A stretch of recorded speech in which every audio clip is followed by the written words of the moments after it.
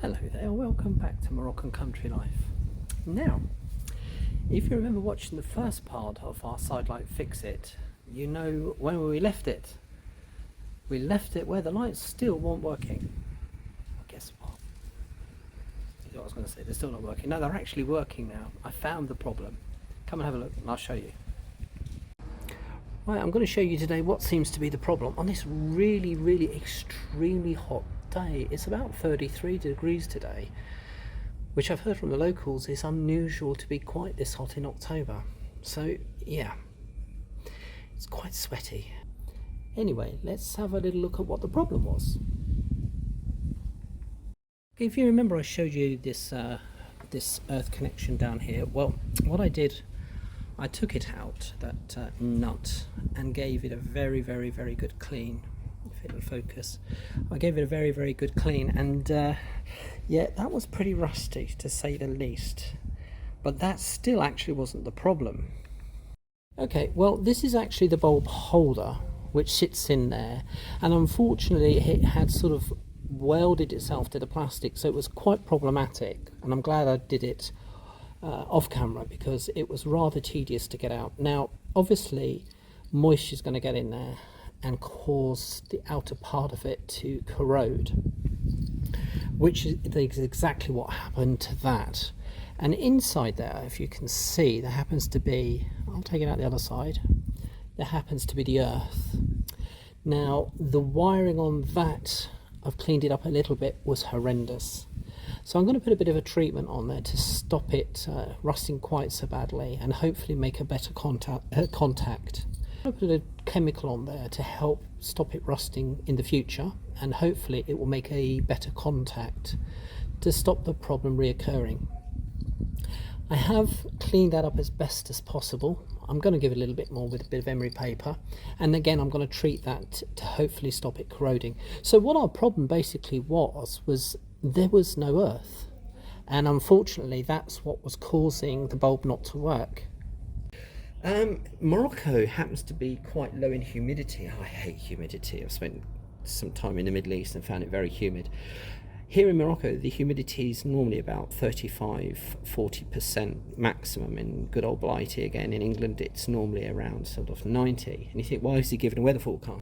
That's a major contributor to things rusting.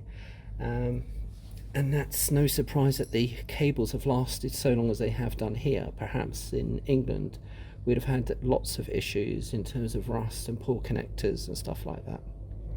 So anyway, without further ado, what we're going to do, we're going to thread this part through our grommet here.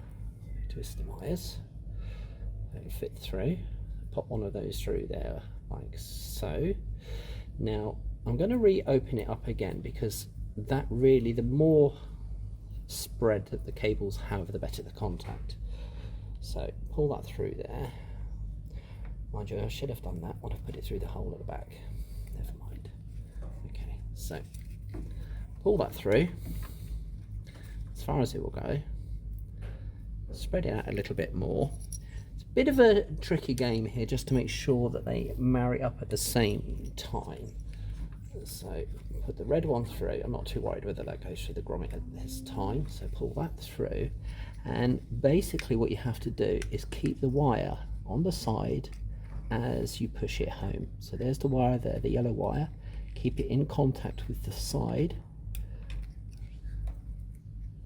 like so, and then at the same time push that all the way home like that. Okay, now that is pinching onto that earth wire, and that's exactly what we want it to do. Now what I'm going to do is rejoin the other end of that here. This, push that back in, that's not a problem. What we're going to do is reintroduce the power supply to the little joiner at the back, and then we should have electricity back. As you can see, it's had new tape put in there all around. It's not the prettiest, I will agree, but what's most important is that it's keeping it dry and it's stopping it getting or making contact with the bodywork. Okay, so I'm going to lower the bonnet back down gently.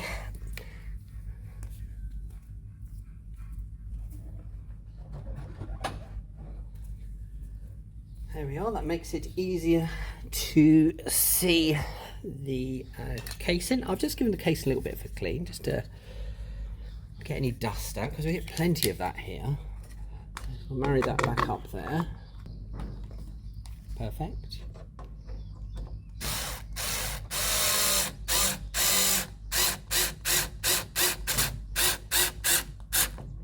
Again, another tip, don't over tighten it, that you end up cracking this.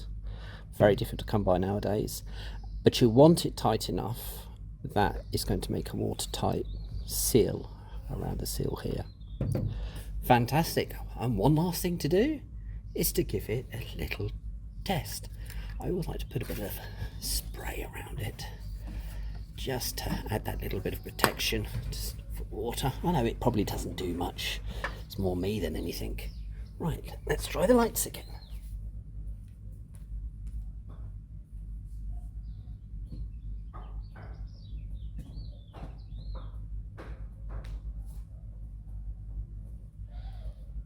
Yay!